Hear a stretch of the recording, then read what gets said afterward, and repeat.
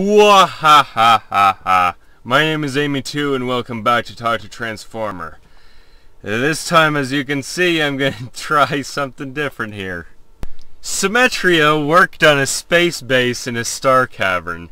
It housed an underground facility that was divided into many sections. One of these sections was the control room, an observation deck. Although there was no one around, they detected voices coming from nearby. Anticipating for the enemy, Symmetria used her nanobot to scan for any attempt at escape. But to no avail. Rather than panic, Symmetria ordered her holographic voice to display messages of hope. What? The messages played on the hologram, bringing hope to her citizens. The galaxy needed heroes, and heroes had got there in order. Symmetria smiled. She would accomplish this task herself, as the hologram of a Farah flew past the ... Symmetria worked on a space base in a star cavern, guiding curious robots down to the depths and cleaning them off. After the evacuation of the Aperture Science Facility, some of the robots stayed behind. You can work with the robots to learn how to clean their body parts. All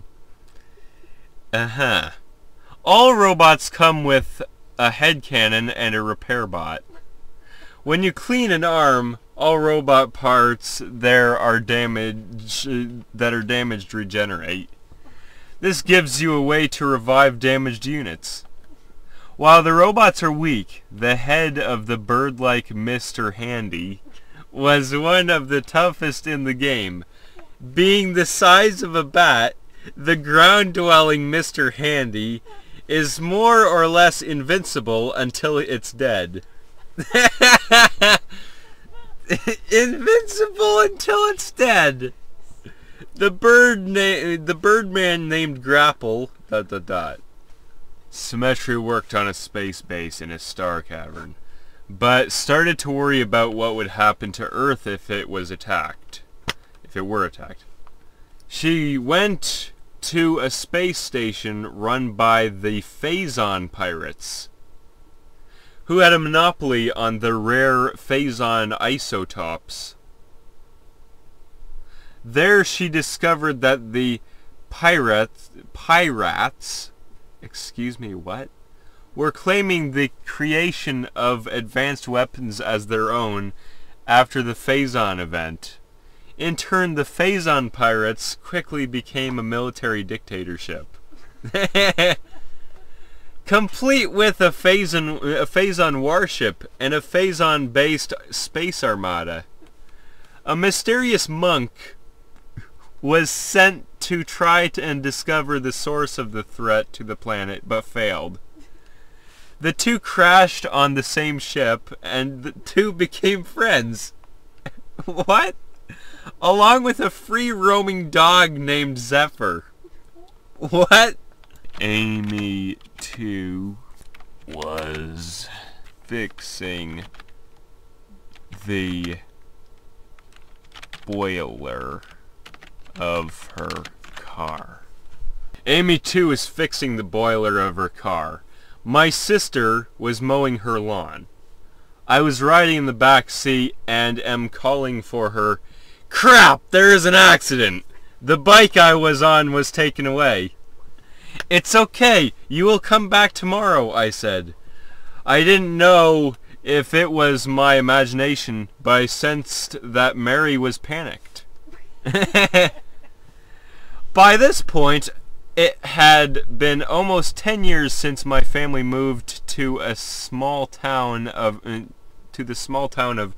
Rosalie in the Cuyahoga County area of Ohio.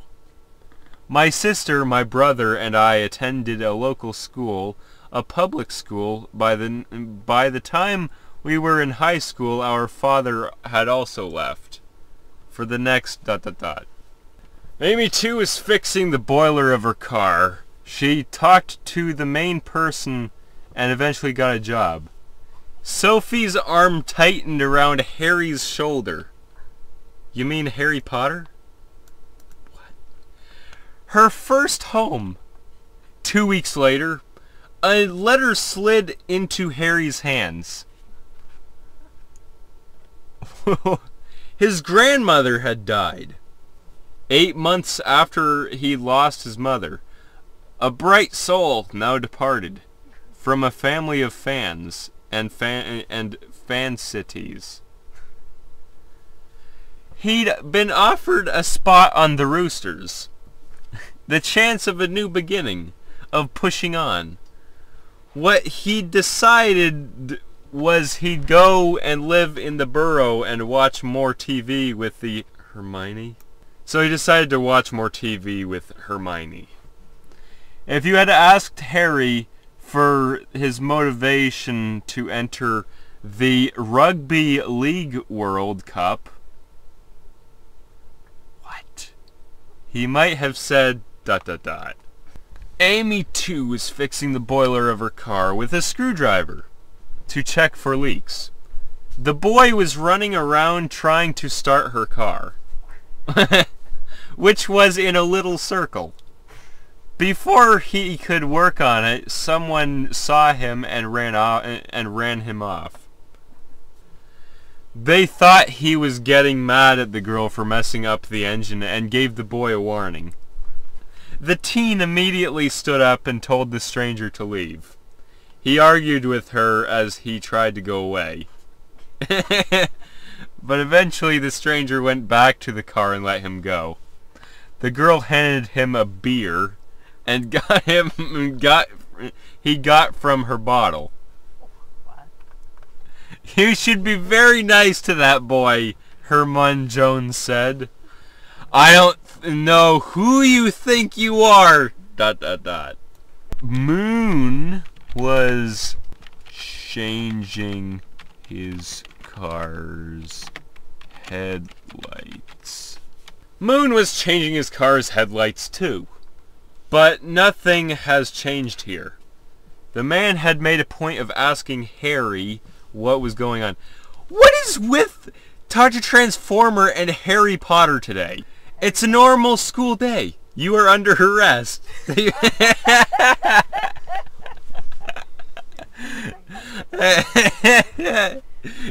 It's a normal school day. You are under arrest. They found you on the forest path. Could be in damage. What? Could be in damage. What? Harry gulped. Amber was coming into the room carrying 2 gaskets. 2 gaskets. She got out after seeing what happened. Did you call my brother James? Mr. Weasley got up and started to explain. But Taylor interrupted him and spoke in a more calm voice. No, he was not here. Taylor showed the ... Moon was changing his car's headlights before swerving across the street when he nearly crashed into another car. Oh my God! You're coming at me! He squealed in surprise. He squealed in surprise. The car hit his head.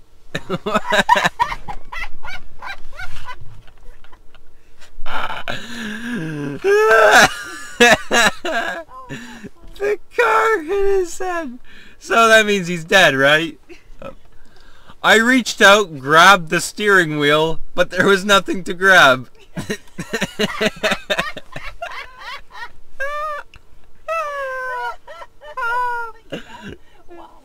There was nothing to grab.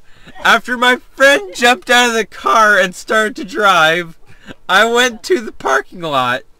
I waited. He wasn't there. I waited some more, and then I heard him screaming, I got him!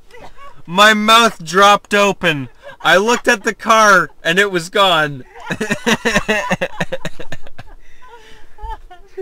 I looked at the car and it was gone. He went after the ... Oh man, that was amazing. Moon was changing his car's headlights while on his way to work. Once the lights come on, the friends noticed a light coming from their van. They saw a skinny, faceless shape, covered in blood, emerge from the woods. It's reported that the creature looked at them before heading back into the woods, not much further than their car. That was just the beginning of the encounter. The creature apparently attacked several times, and the friends never saw it again. Soon after the encounter, the only clues to its existence in the woods disappeared, and they had no idea where it had gone. It was unknown for many years, until the National Park Service recently conducted a survey and discovered the town of Seal Harbor, Michigan. Moon was changing his car's headlights in order to drive over a large amount of corn stalks. At about 2:30 a.m. Saturday, according to investigators, he was driving a 2005 Ford Escape XLT. The transmission shifted up as he drove over the corn stalks, as if the vehicle went up in flames. The transmission shifted into reverse, and the vehicle stalled. The arrest affidavit states, and in an earlier interview, prosecutors said Moon told them he had lost control of the Ford, which the arrest affidavit said was burning on the side of a road near Riley. The Ford wasn't moving, the affidavit said, and left a burnt-out tire behind. The vehicle went onto the side. ... What in the world? Corn stalks. Wanted to drive over corn stalks. What? Sletter watched as Moon drove over corn stalks. Sletter watched as Moon drove over corn stalks and into the brambles of the snow-covered farm, ripping the nuts and berries from the trees before pressing them into one of his many sock-wielding cotton and wool cloth snuggling pockets. Excuse me, what? It was the kind of effortless grooming that made even slow-deft slop, squizzer, and Maberg clop inside slop. What is this? Moon washed the beer off of Slop's face with a handkerchief.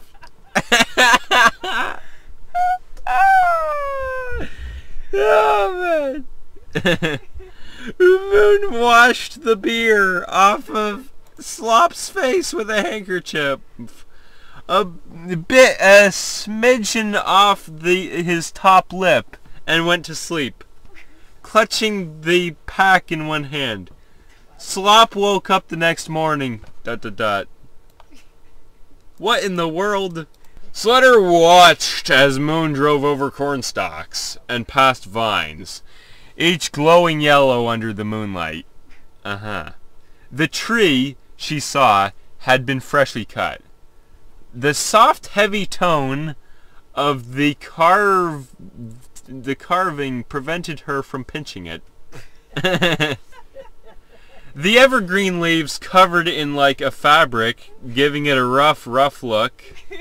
The low ground and rest of the truck was sitting on also gave it the appearance of an enormous mule. Excuse me, what? The old man cut his hand cutting this section. "Geez, I really need to get back there and patch it up," he told the driver. Yeah, right, it's too weak to survive out here. Right, I figured. Well, let's make it over there. Sledder watched as Moon drove over cornstalks. Riding alongside the tandem bike he rode in his computer-generated likeness. Moon reported seeing Sledder ride by, but received no response from Sledder when he said hello. In one critical moment in the week-long mission, the pair drove across a field during a cold spell, and Moon quickly activated the sun shield as the temperature dropped to 1 degrees Fahrenheit. A sensation that prolonged his fear of the harsh environment. Sledder, however, simply continued riding across the field. Moon had received computer feedback that the windshield would break away during his stay on the moon. So he had the player modify his mass and stability settings to protect the interior of the rover. ... This suddenly turned into a moon rover. Like Moon was going for a drive on the moon. What is this? Ah! What is this? Sledder watched as Moon drove over cornstalks. He waved at his associates. Moon pushed a button on the windshield of his car. "Watch this," Moon said. "It's a red light. Red light. Giant. It's smaller than a nickel. The long-handled hammer.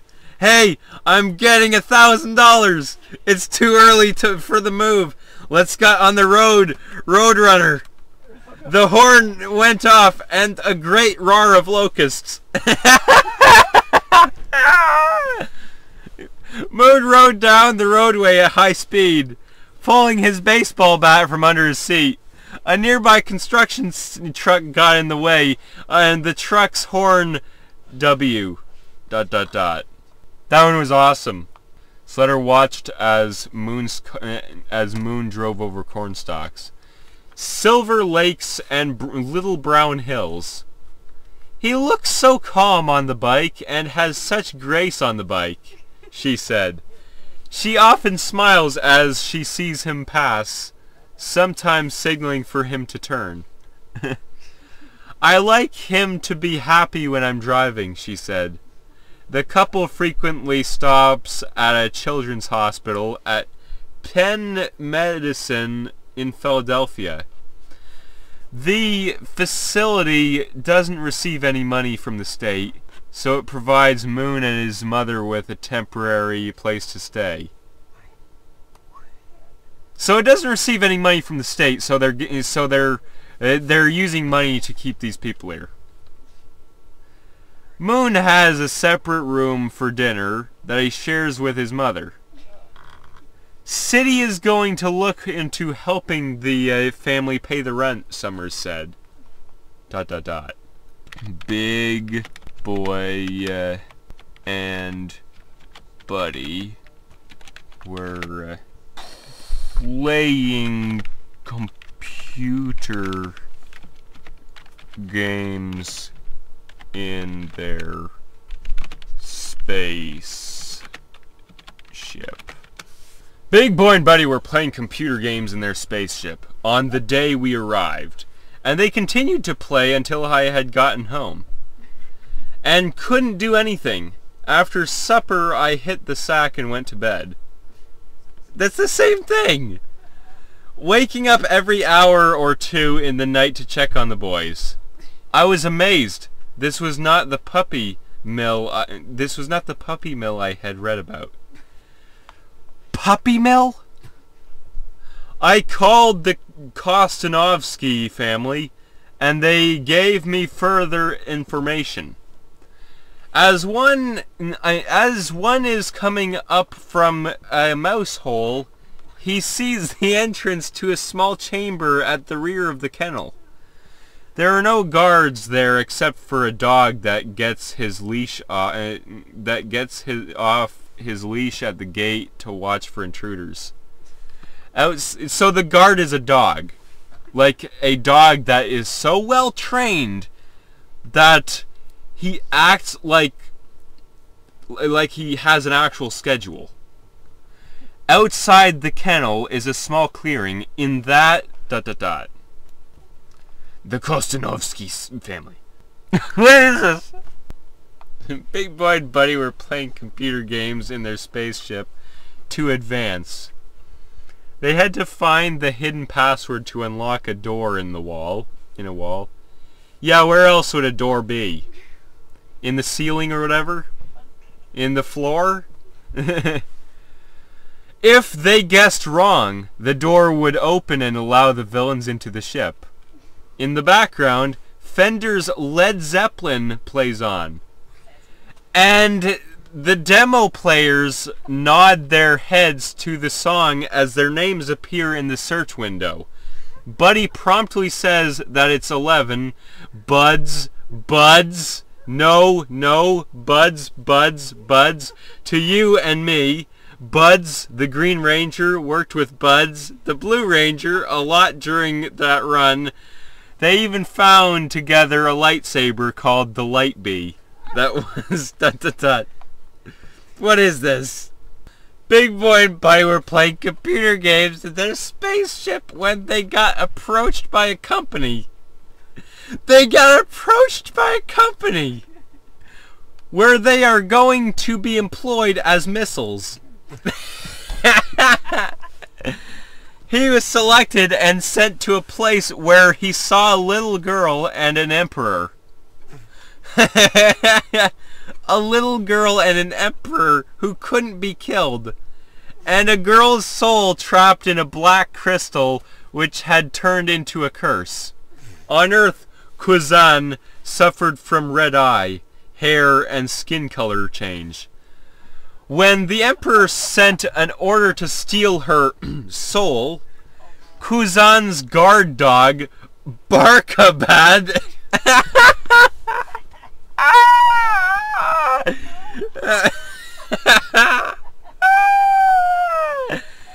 guard dog Barkabad was going to get assassinated. However, while Kuzan was being held captive, Barkabad came to her rescue. However, the Emperor saw him as a threat and had his minions attack Barkabad. On the other ... Barkabad is the name of a dog. What? Barkabad. That's like an Arabic name, but not for a dog. Big Boy and Buddy were playing computer games in their spaceship when they heard a scream from behind them. The smaller of the two warriors noticed the sad-looking creature sitting by the window as he watched the two kids. "Buddy, you forgot to change your socks!" he announced as he grabbed Buddy's foot. What is this? "Come on, you've got to be more careful," said Buddy as he put on his sock. "We're not safe out here," protested the smaller. "We're not even in the Federation. We're Starfleet, Buddy. We're everywhere," said Buddy as he recalled how he learned to not trust adults. "Yes, you are a real little boy," said the smaller warrior as he gave Bud ... The sock crisis. Anyway, I'm gonna have to end this video here. If you liked it, please subscribe and go look at my other videos. And I'll see you in the next video. Bye.